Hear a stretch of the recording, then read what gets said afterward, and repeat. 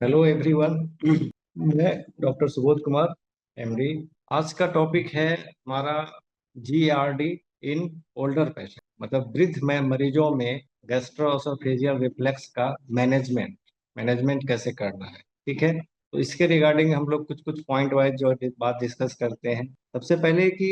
वृद्ध लोगों में जितना भी ओल्डर पेशेंट हमारा है, उसमें जो गैस्ट्रोएसोफेजियल रिफ्लक्स डिजीज है, उसके मैनेजमेंट के लिए कुछ विशेष पहलू पे ध्यान देना आवश्यक है। जैसे कि सबसे इस पे इम्पोर्टेंट जो बात है, जीआरडी होने का रीजन और ये वो पैथोफिजियोलॉजी जो भी है, उसके रिगार्डिंग हमको सबसे पहले उसके मैनेजमेंट में है कि सबसे पहला जो प्रिवेंशन लेना है, प्रिवेंटिव मैनेजमेंट है हमारा, कि सबसे पहले उस पे खाने पीने पे जो है ना, उस पे थोड़ा सा मतलब कि ध्यान देना है। मरीज को बताना है कि खाने पीने का जो हैबिट है, नॉर्मल हैबिट है, नॉर्मल जो दिनचर्या है, तो उसमें कुछ उसका हैबिचुअल में कुछ ऐसा है कंजम्पशन, फूड कंजम्पशन में, कि जिससे कि हमारा एसिड फॉर्मेशन ज्यादा होता है, तो उसके उस टाइप के खाने पीने से उनको सलाह देना है कि उस वैसे पदार्थों से जिससे कि एसिड फॉर्मेशन ज्यादा होता है, वैसे जैसे कि कोई भी सब फूड सब्सटेंस जिसमें कि ज्यादा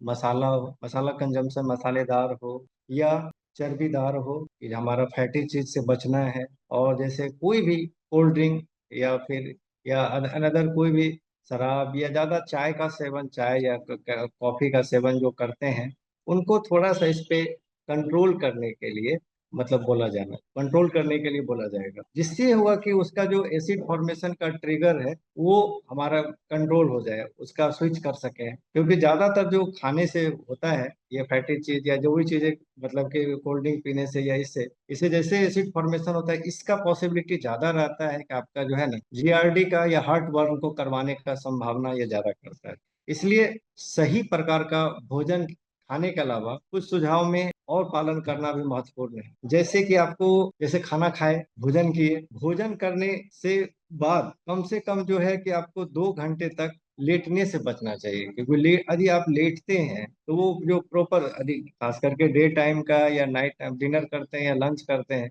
तो जनरली आप जो लंच ये लंच करते हैं तो उसमें तो जनरली चलिए वर्किंग आवर रहता है, उसमें तो ठीक है। लेकिन फिर भी कुछ लोग जो सेडेंट्री लाइफ स्टाइल है, तो उसमें होता है क्या है कि वो लोग थोड़ा सा वो होता है कि खाए थोड़ा सा लेट गए, तो उससे आपको बचना पड़ेगा। जैसे डिनर भी करते हैं रात में, तो उसमें क्या होगा कि आपको जैसे ऐसे नहीं कि आए कहीं से थके हुए और वो ऐसे डिनर किया और जस्ट थका हुआ टायर्डनेस है, तो आपको जब जस्ट बेड बेड पे चले गए, तो उससे भी आपको थोड़ा सा बचना होगा। उस कंडीशन में करना है क्या है कि ज्यादा जितना पॉसिबल हो, ऐसे कहने को तो आपको खाने के बाद 2 घंटे बाद सोने का प्लान करना चाहिए जो भी है, बट पॉसिबल हो तो कम से कम एटलीस्ट आधे घंटा जस्ट वॉक करके या जो भी है थोड़ा एडजस्ट करके, तभी आपको मतलब कि सोने के बारे में ये करना चाहिए, जिससे आपका हार्ट बर्न होने से आपको ये बचाव करेगा और ये आपको थोड़ा सा ये करेगा। और यदि सपोज सोना भी है तो आपको हमेशा जो है बाई करवट ले करके सोना है। ठीक है, उससे क्या होता है कि हमारा जो पाचन क्रिया में जो भी इम्प्रूवमेंट होता है पोजीशन की वजह से, थोड़ा उसमें आपका इम्प्रूवमेंट मिलेगा।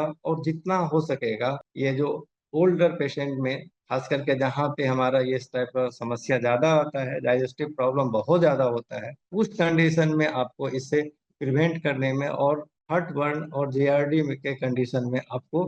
हेल्प करेगा। और उसके अलावा खाने पीने के अलावा आपका पोजीशन के अलावा एक तीसरी चीज आती है कि यदि सपोज किसी को मतलब कि सिगरेट स्मोकिंग या कोई भी तरह का धूम्रपान करते हैं, तो उससे भी बचना चाहिए। जिसमें होता क्या है कि उसमें हमारा ऑसोफेजियल valve जो है, यदि हम सिगरेट स्मोकिंग करते हैं या कोई ओल्ड एज में जाकर के, तो हमारा जो लोअर ऑसोफेजियल स्फिंक्टर है, जिसको ऑसोफेजियल valve करते हैं, उससे सिगरेट स्मोकिंग वाले पेशेंट में देखा गया है कि उसमें उस कंडीशन में हमारा वो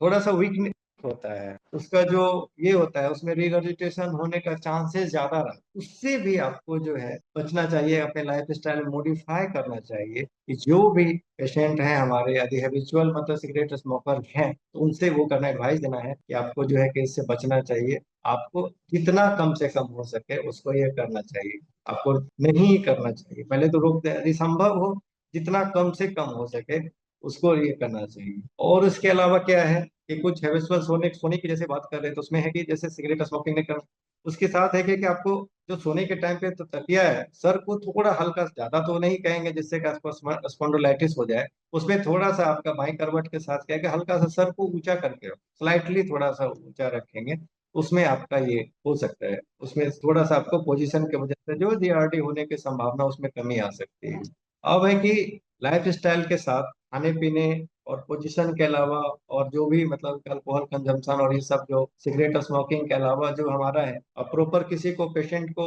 डेवलप करके जीआरडी आ गया है ओल्डर एज में, उसका हमको मैनेजमेंट में प्रिवेंशन के अलावा हमको ट्रीट करना पड़ेगा। ठीक है, तो ट्रीटमेंट पे हमारा ये है कि आप जैसे कि कुछ भी कभी कभी तत्कालिक राहत के लिए तो आपको जैसे कि कुछ भी पेन किलर या एनाल्जेसिक ये देना ही पड़ेगा। उसके साथ आपको जो है ये पीपीआई जो कॉमन हम लोग देते हैं, एंटासिड्स या जो भी पीपीआई हमको आपको देना पड़ेगा। और पीपीआई देने का जो है, यदि आपको लगता है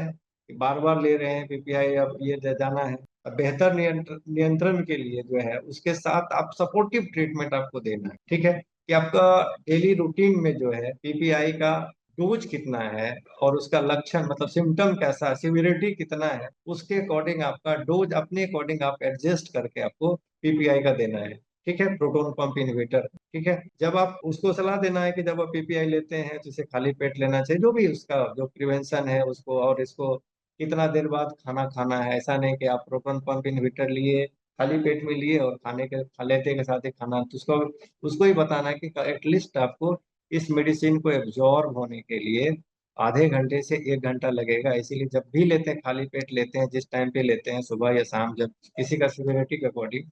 तो आपको कम से कम आधा घंटा या 1 घंटा बाद खाना खाना है। ठीक है, ये आपको सलाह ऑलवेज देते रहना है। ठीक है, अब आते बात करते हैं कि यदि कोई पेशेंट आप मतलब के ओल्डर एज में है, लाइक के 70 है या फिर 70 प्लस है या 60 प्लस है, जिसका ऑसोफेगस कमजोर है और एसिड रिफ्लक्स के कारण मतलब कि स्वेलिंग करने में दिक्कत हो रहा है, तो उसको आपका डॉक्टर आपको दिन दिन में 2 बार पीपीआई लेने के लिए कहा जा सकता है। तो उससे उसको बताना है कि यदि सपोज किसी को ज्यादा सिविरिटी है, ओल्डर एज में होता है कि ज्यादा मतलब उसको रिफ्लेक्स जो हमारा कॉमन चीज होता है, क्योंकि उसका वीकनेस हो जाता है, तो उसको उस कंडीशन में बोला जाएगा कि आपको 2 बार आपको लेना पड़ सकता है। ठीक है, सपोज किसी को स्वेलिंग करने में या कैप्सूल लेने में, स्वेल करने में अटक सकता है, होता है जनरली, कि सलेवा का फॉर्मेशन भी हमारा कम होता है और ये होता है, तो उस कंडीशन में दिया जाता है कि पाउडर फॉर्म यदि अवेलेबल है हमारा पीपीआई, तो पाउडर फॉर्म लिया जाए, या सपोज हमारे पास उस टाइम पे उसके पास टेबलेट है तो उसको थोड़ा सा वो करके पाउडर बना करके उसको ये करके पानी के साथ लेना है,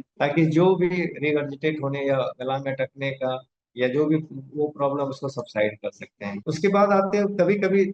ये होता है कि देखने के लिए उसका पीएच का आवश्यकता होता है कि दवा जो गया है उसका एसिड का मतलब कंट्रोल कैसा पर्याप्त है या नहीं, तो कभी कभी इंडोस्कोपी की प्रक्रिया आवश्यकता हो जाती है। ठीक है, कि मतलब सपोज कि हमारा मतलब कि पीपीआई देने के बाद भी हमारा सिम्टम अभी ये नहीं हो गया, सबसाइड नहीं हो रहा है और वो सिम्टोमेटिक है, पेन एब्डोमेन लेके बार बार आ रहा है, तो उस कंडीशन में क्या होता है कि हम लोग फिर एक होता है कि इंटरवेंसिव चीज है इंडोस्कोपी, जाकर के इंडोस्कोपी जाकर के हम लोग एक बार देख दिखवा लेते हैं क्या है, कैसा है कंडीशन, इंटरनल स्ट्रक्चर कैसा है, हमारा जो भी उसका फाइंडिंग है हम लोग एक बार एसेस करके जो है उसके अकॉर्डिंग हम लोग आगे प्लान करते हैं। ठीक है, सपोज कि यदि मेडिकेशन के बावजूद भी उसको आप यदि रिफ्लेक्स अनुभव करते हैं, तब है कि उसके बाद आपका कुछ मे बी तब सर्जिकल इंटरवेंशन के बारे में हम लोग सोच सकते हैं, या सर्जिकल मतलब गैस्ट्रो के पास हम लोग, सर्जन के पास हम लोग एडवाइस करते हैं कि आप एक बार उनसे मिल लीजिए, और दोनों मतलब कि दोनों मिला जुला करके, ताकि